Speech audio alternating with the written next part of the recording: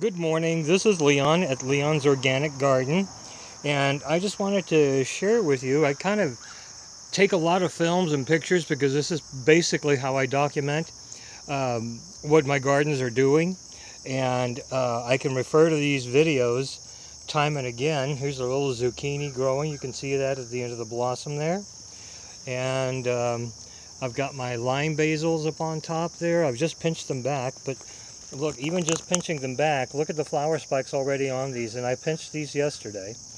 So you have to be really on top of them. Look at that gorgeous squash blossom right there. It's absolutely beautiful. And this is a male flower. And how do I know it's a male flower? Because if you tilt it just a little bit this way, you'll see that there is no little nub there at the bottom. And there's a little squash bug. Little monsters, I hate them. But anyhow, the blossom with the fruit, it'll have the blossom, which you see right there on top, and then the little fruit will be right behind that. It's a noticeable thing. So anyhow, the squash on this bed, on this side of the bed, this side of my little nursery greenhouse, did not do as well as I had expected it, but it's because I overcrowded it. So I learned that for next year. My lemongrass is doing good. My friend Jim Renaud actually brought this to me as a little stick, and I put it in this pot thinking, well, if it lives, it lives, and it lived, and it's enjoying it here. I've got a few little baby tomatoes that are finally doing something, and my sage here is doing okay. Something is nibbling on that one, but God knows that this is food for everybody, including the bugs. You can see the yellow squash blossom. You can see that's a male flower there because, again, there's no little nub at the bottom of the base of the flower. And these are doing wonderful. I put these in about a month ago, actually, and I didn't think they'd reach full production, but I've got blossoms coming in everywhere. You can see the middle of the plant. See all the blossoms coming up in there? So I'm excited. My snake gourds are doing very, very well. They finally crested the top of the little would-be or wannabe arbor, and so I'm thrilled with it. And you can see these are finally setting fruit, and you can see right here. See, this is, I can't tell the difference yet between the males and the females, but definitely the females will have that little swollen extension, whereas the male flowers, this is one that's closing up. It opened last night. You see, it's a smooth stem there at the bottom. So you know that this is a little male flower right from the get-go. Now, let me show you this guy over here. Excuse me while I travel. Oops, okay. Here it is. You can see this little blossom, and you see that little swollen stem right here? That's the fruit getting ready to set. See, here's another one with the fruit already on there. So I'm really excited. They're actually doing something really, really cool. And again, these are now finally cresting over the top of this arbor that Mathen spent a lot of, very interesting language when he put this together, and a lot of sweat equity, but we're very proud of it. I've got some runner beans, some scarlet runner beans also growing up on here, and I also have some black-seeded blue lake growing up on here. Here's some more of, this is a Sweet Diane, which is a lemon-scented basil, and I'm excited about this guy, but then I pinched this back yesterday, and look at the flower spikes on that still. So this is like a never-ending, I don't want to say the word battle, because that sounds so negative, but it is, you know, it keeps you on your toes. My friend that I just met yesterday, Miss Bailey, is it Bailey? Yeah. Miss Bailey came over after the Grow Englewood meeting, seed swap and plant swap, and she brought me that little pepper plant, which is really awesome. And I've got some yarrow that I need to put in the ground today, so that'll attract beneficial insects. I'm really happy about that. Of course, my cucumbers are doing really, really well. They're a little spotty. I need to start giving them really, really heavy feed, but these guys have been going in heavy production for quite a while. So it might just be time for these girls to start screaming that they want to go to rest. So that might happen. You can see there's a little cucumber down there. You see that guy? There we go. Anyway, but these worked very, very well here. However, not in conjunction with the beans. Now the scarlet runner beans, they have a beautiful, beautiful flower. And red, they attract hummingbirds and should attract honeybees, but I have not seen any honeybees this year.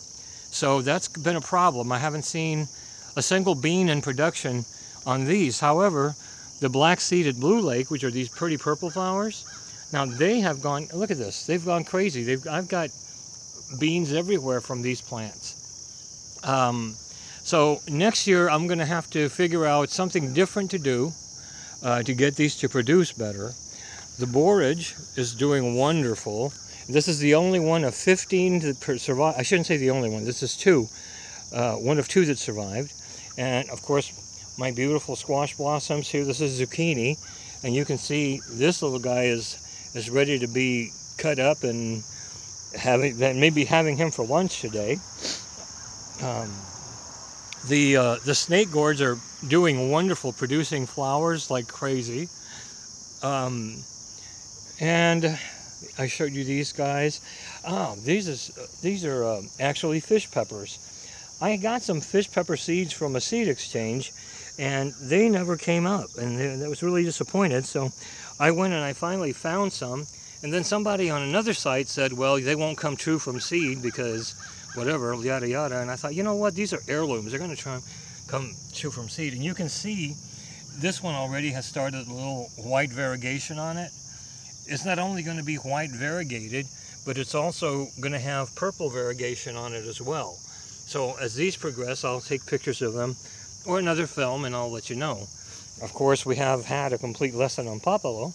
Popolo is very, very impressive. These guys are probably at about 30 inches tall. A little of this herb goes a long way. Put it in salsa, put it in guacamole, put it in anything where you like the scent or the taste of cilantro. Now I will tell you this is extremely, extremely pungent, about 10 times stronger than cilantro, if not more. You need very little for this to go a long way, but it's a wonderful thing. It's got kind of like a lemony taste with a kind of a peppery little bite to it. Not hot, but it does have a tiny little bite to it, which is really, really wonderful. Now my watermelon patch is doing pretty good. These are all young, and I was thinking to myself, well, I just put this just kind of to get the experience of growing these guys. Well, I got triploids and I got biploids, and then I got Crimson Sweet, and they're all thrown in here in the mix. Now, I also have a pollinator, an Acer pollinator, and that will be to actually pollinate the triploid. So I got, I think, 3 male plants up in here, and then I've got, all of a sudden I was walking around and I saw this little baby. Of course, she was like golf ball size the other day, but I've got a little Crimson Sweet coming in here, which I'm really, really excited about. I have flowers all the way up in there, so I know I'm going to have some more. I just don't know quite how many more, but I am excited over this. Oh, excuse me, this morning is just kind of like, mornings sometimes kill me. But anyhow, now here's the really, really wonderful little heirloom tomatoes that I have. I've got lemongrass growing on the 4 corners of this particular bed. I've got 3 tiny little baby okra that I just put in the ground, and we'll see what happens. I'm not expecting a whole lot. There's some bugs that have been absolutely enjoying the heck out of the leaves of my eggplant. So I failed them miserably because I have not put lavender here. And lavender usually will deter any bugs that bother eggplant. So I'm going to do that as a to-do for next year. My pickles are on this little trellis, and they're supposed to be little pickles, but look at the size of this little pickle. This thing is huge. Okay, so anyhow, needless to say, I put actually what I originally planted was 2 side by side, this big one right here and that tiny one right there, 2 tomatillos. So I put these recently in the ground, the other ones, to see if they'll catch up to this guy, because this guy is crazy with flowers. But you need to have them two side by side so they can cross-pollinate. And I don't have that happening here, which is I'm really disappointed. But it's okay. This will come back and be a lot better. I never give up on my gardens, and my leaves kind of get chewed up sometimes, but you know what? There's enough to go around for everyone. I've got a little line of green tomatillos. Some are not doing so well, but others are bouncing back fairly well. And back there, we've got little Sprite melons growing, and I'm excited about those guys. And these are fairy tale hybrid eggplant. So, and that's going to be a very pretty fruit. I'm anxious for it to grow. My poquito squash, which is the Mexican squash, I had 6 come up. I've lost them all, basically, except for this one. So I'm hopeful that this will produce some melons, and that or rather squash, and I'll be able to save some seed for next year. I'm certainly not going to do this for any kind of production unless it starts going crazy with producing flowers.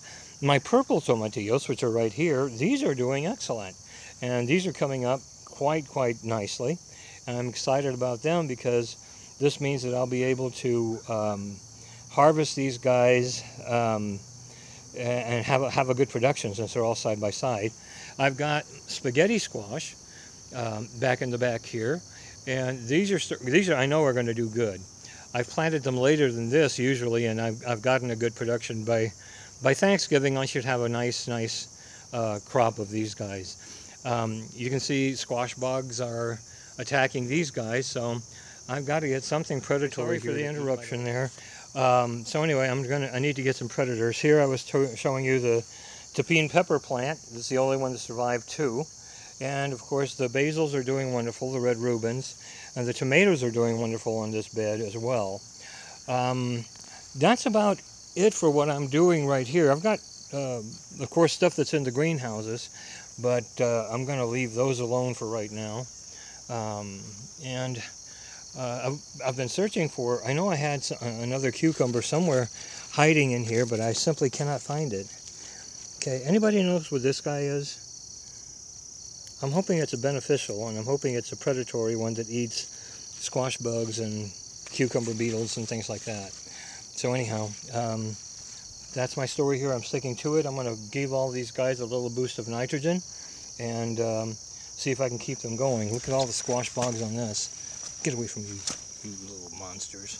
Anyhow, my little herbs in the pots are doing great. So I'm really thrilled and excited for my little garden as it grows and evolves.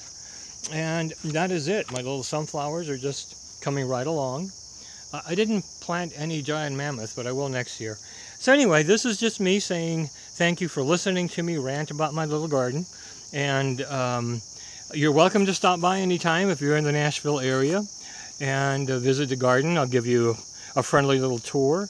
And maybe sometime in the near future, I'll go ahead and gather some stuff so that I can actually make a fresh salsa right out of the garden and use the papalo leaves so that you can see and sample the taste of that.